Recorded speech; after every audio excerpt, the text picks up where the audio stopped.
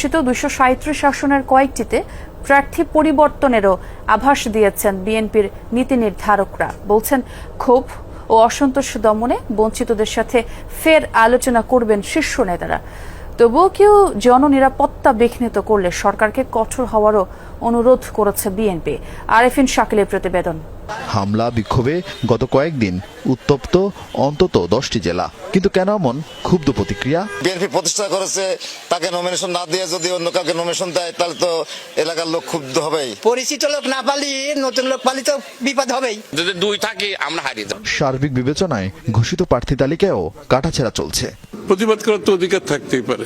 যেহেতু আমরা এটা ফাইনাল সিলেকশন বলছি না, আমাদের এখানে পুনর্বিবেচনার সুযোগ আছে দুই একটা ক্ষেত্রে। যদি দলের সিদ্ধান্ত সঠিক না হয় সেই ক্ষেত্রে এটা পুনর্বিবেচনার সম্ভাবনা আছে।